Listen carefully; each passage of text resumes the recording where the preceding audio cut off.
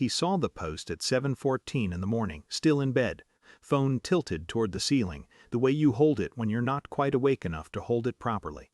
Wow, my boyfriend gets jealous when my friends are with me. 3 laughing emojis from someone named Kezia, a heart from someone he didn't recognize. 14 reactions in the 40 minutes since she'd posted it, which meant she'd posted it early, which meant she'd posted it before she'd come home, which meant she'd written it while whatever had happened at 3 a.m. was still happening. He read it twice. He understood it immediately. Not the words, the function. He'd seen arguments reframed before, the way a person who doesn't want to answer a question turns the question into evidence of the asker's character. It was a clean move. She'd done it publicly, which made it cleaner.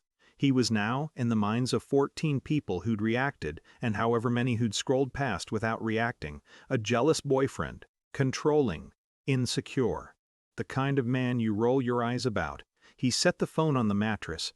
He looked at the ceiling for a moment. Then he picked the phone back up, found the post, and typed his comment. "You're absolutely right." He posted it.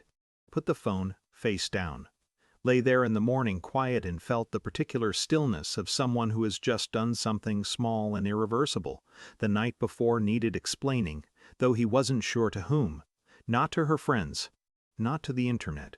Maybe just to himself, so the sequence was clear. She had texted at midnight, "Out with friends, don't wait up." He hadn't waited up exactly. He'd fallen asleep on the couch with the television on and come back to himself at 2:37 a.m. with the particular alertness of interrupted sleep, that sharp, sourceless anxiety that arrives before you've remembered what you're anxious about. He'd checked his phone, no messages since midnight. He'd texted, "Who are you with?" Not "Where are you?" Not "Why are you still out?" Just a question about people.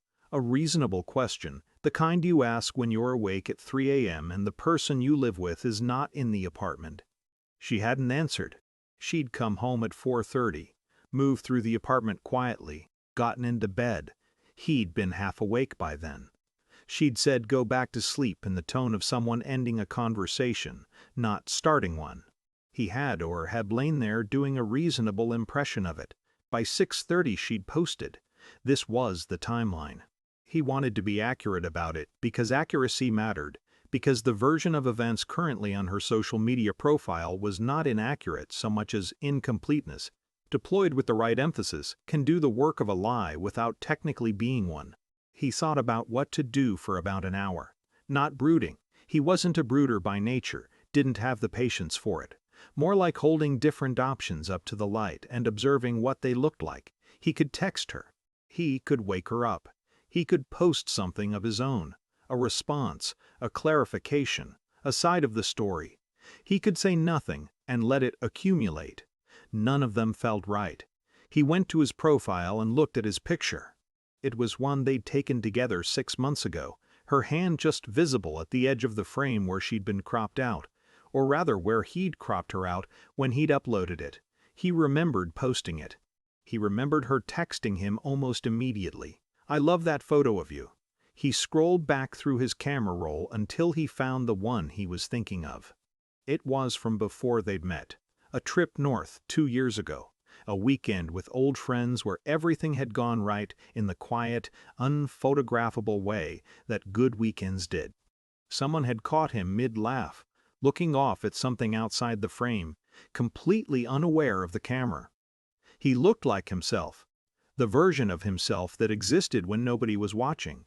He set it as his profile picture, put his phone in his pocket, made coffee. Here is what she saw from her side of it. She woke at 9 to 17 notifications, which was more than usual. Her post had kept moving overnight. More reactions, more comments, a share from Kezia that had taken it wider than she'd intended, to people who didn't know her or him. She read the comments with the pleasure of someone who has been agreed with publicly, which is a specific pleasure, the warmth of it. Then she saw his. "You're absolutely right." She read it 3 times. The tone of it was the problem. She couldn't locate the tone of it. It could be agreement. It could be the opposite of agreement, wearing agreement's clothes. She knew him well enough to know that he didn't do sarcasm in writing, that his texts and comments meant what they said, and that made this worse, not better. Then she saw the profile picture. Not her crop of him. Not the photo where she existed at the edges. Him alone, laughing at something she wasn't part of. From before her. From the version of his life that predated her, which had always existed, and which she had never felt the weight of until this moment. Looking at it through a screen, with 17 notifications still blinking at the top of her phone. Kezia texted, "Wait, is everything okay with you two?" Someone else, a girl from university she barely spoke to anymore, had commented under his comment, "Hope you're all right." To him. Not to her. She sat up in bed and felt the post shift beneath her. The thing she'd built to make her comfortable suddenly made of different materials than she'd thought. She called him at noon. He was at his desk by then, working, or doing what working looked like when you were too distracted to work properly. He answered. "Hey, hey." A pause. "Your comment." "I know." "And the photo." "I know." Another pause. He waited. He was good at waiting. She had always found it slightly unnerving, the way he could hold silence without filling it. "I wasn't with just friends," she said. He'd known this. Or had known the shape of it. Had known there was something she hadn't said, because the question, "Who are you with?" doesn't produce a social media post about jealous boyfriends unless the answer is complicated. "Okay," he said. It's not what you're probably thinking." "What am I probably thinking?" She was quiet. "There's someone," she said finally. "From before. We've been talking. It's not physical, it hasn't been physical, but I know that doesn't." She stopped. Started differently. "I didn't know how to tell you. And when you texted last night, You made me the story," he said. The words came out without heat, just accurate. She didn't say anything for a moment. "Yes," she said, "I'm sorry." He held the phone and looked at his desk and thought about all the small things he'd interpreted generously over the past several months. The late nights that came with good explanations. The way she'd started holding her phone differently, angled slightly away, not hiding it exactly, just adjusting its angle. The name that came up occasionally, casually, with the particular lightness of something rehearsed into naturalness. He had noticed, he had filed everything under "Trust your partner." He was very tired. "I need some time," he said. "Okay. I need you to give me actual time, not a day." "Okay," she said. "Smaller this time." "I understand." He wasn't sure she did, but he let it stand. He thought about the post for the rest of the afternoon. It was still up. She hadn't taken it down.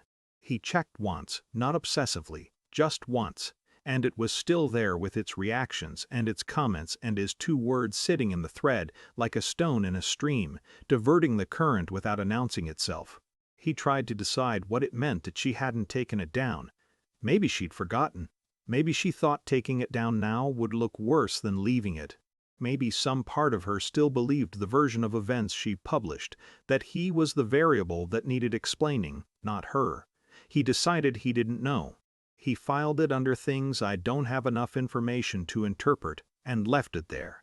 He thought about her voice on the phone.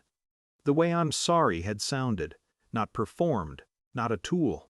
Just someone landing somewhere they hadn't planned to land, and being surprised by how much it hurt to be there. He thought about the photo he'd set as his profile picture, the one from before her. He looked at it again, himself, laughing at something off frame, completely unaware of being seen. He didn't change it back.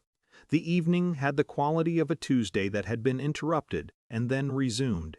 He made dinner, watched something, texted his friend Dara, because Dara had a way of talking about things without making them large, and he needed that. Needed someone to whom the day could be described in its actual proportions rather than inflated into a crisis or minimized into nothing. Dara said, "That's a lot." He said, "Yeah." Dara said, "You okay?"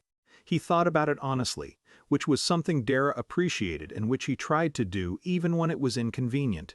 "I don't know yet," he said. "I think I will be." Dara sent a thumbs up, which was Dara's version of a long and heartfelt response, and he put his phone down and finished watching whatever he was watching. She texted at 10 p.m. "I took the post down." He saw it. Didn't reply immediately.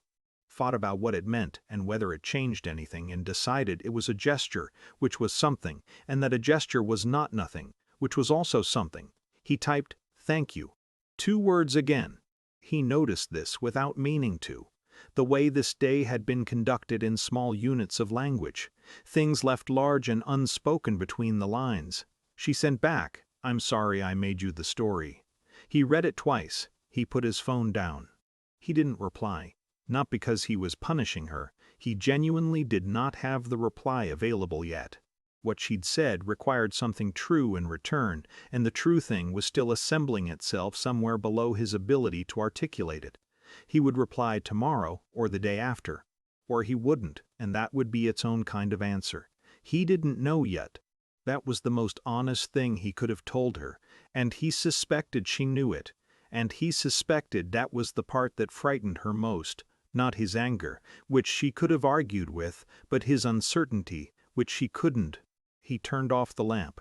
The apartment was quiet in the particular way of a place where one person is present and another is absent, and the space hasn't yet decided which state it prefers. He lay in it. He breathed. He let the not knowing be what it was.